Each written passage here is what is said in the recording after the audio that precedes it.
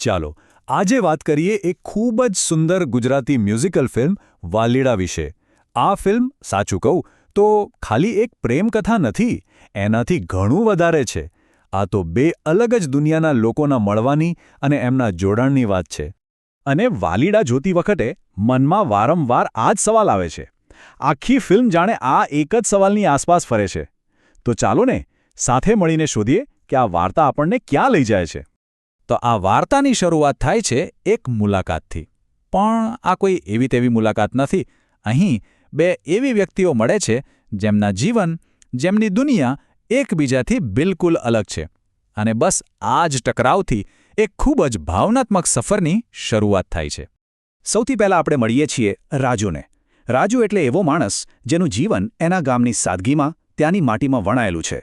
એકદમ સીધો સાદો યુવાન. અને એના પાત્રને સમજવા માટે ફિલ્મના ગીતની આ એક લાઇન જ કાફી છે. હું છું સિમ્પલ. બસ આ શબ્દોમાં જ એના વિચારો, એનો સ્વભાવ બધું જ આવી જાય છે. અને પછી રાજુની આ સિમ્પલ દુનિયામાં એન્ટ્રી થાય છે એક મહેમાનની. મુંબઈ જેવા મોટા શહેરમાંથી આવેલી એક મોડર્ન છોકરી, જે ગામડાના જીવનને પોતાના કેમેરામાં કેદ કરવા આવી છે. રાજુ એને જુએ છે અને એના મનમાં પહેલો વિચાર શું આવે છે? તમે છો સ્ટાઇલિશ.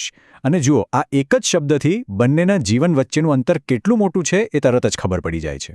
હવે ફિલ્મમાં એક ગીત આવે છે અને આ ગીતનો ઉપયોગ એટલો અદ્ભુત રીતે થયો છે. આ ખાલી એક રોમેન્ટિક ગીત નથી, પણ એ બંને વચ્ચેનો જે સામાજિક અને સાંસ્કૃતિક તફાવત છે એને સીધે સીધો આપણી સામે મૂકી દે છે. આ ગીતના શબ્દો જ બધું કહી દે છે. એક બાજુ રાજુ છે, જે સિમ્પલ છે, ગામડાનો છોરો છે, ગુજરાતી મીડિયમમાં ભણેલો છે અને રેડિયો સાંભળે છે. તો બીજી બાજુ પેલી છોકરી છે, જે સ્ટાઇલિશ છે, સિટી ગર્લ છે, ઇંગ્લિશ મીડિયમની છે અને જેના હાથમાં મોબાઈલ છે.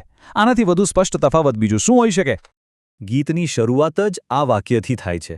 આ કોઈ પ્રેમની અભિવ્યક્તિ નથી, પણ વાસ્તવિકતાનો સ્વીકાર છે કે ભાઈ, આપણે બંને બિલકુલ અલગ છીએ. અને પછી વાત સીધી પ્રેક્ટિકલ મુદ્દા પર આવી જાય છે. લાગણીઓ તો છે, પણ સમાજ શું કહેશે? એની દુનિયા શું વિચારશે? એને તો લગ્ન માટે શહેરનો જ છોકરો જોઈશે ને. અને પછી આવે છે આ દિલ તોડી નાખે એવી કબૂલાત. બંને જણા જાણે છે અને સ્વીકારી લે છે કે કદાચ એમની જોડી બની જ નથી. વાસ્તવિકતા એમની લાગણીઓ પર કેટલી હદે હાવી છે એ અહીં દેખાય છે. તો આ લાગણીઓ અને વાસ્તવિકતાની ખેંચતાણ ચાલી રહી હોય છે અને ત્યાં જ વાર્તામાં એક એવો વળાંક આવે છે જ્યાં એક ફોન કોલ આખી પરિસ્થિતિને પલટી નાખે છે. બધું કેટલી ઝડપથી બદલાઈ જાય છે. એક ફોન આવે છે, ઘરે પાછા જવાનો સમય થઈ ગયો છે અને તરત જ બેગ પેક થવા લાગે છે. જે સપનાઓ હજી તો માંડ પાંગર્યા હતા એ એક ભાવુક વિદાય સાથે જ જાણે ખતમ થઈ જાય છે. પણ શું આ ખરેખર અંત છે? ના, આ ફિલ્મનો જે સાચો સંદેશ છે એને સમજવા માટે આપણે એના ટાઇટલના અર્થમાં ઊંડા ઉતરવું પડશે. અને આ છે આખી વાર્તાનો સાર. વાલીડા. આ એક એવો ગુજરાતી શબ્દ છે જેમાં પ્રેમ, સ્નેહ બધું જ આવી જાય છે. ભલે એમની વચ્ચે ગમે તેટલા તફાવત હોય, ભલે સંજોગો એમને અલગ કરી દે, પણ એમની વચ્ચે જે સંબંધ છે એ આ એક શબ્દમાં સમાઈ જાય છે. અને એટલે જ ફિલ્મ આપણને આ એક સવાલ સાથે છોડી જાય છે.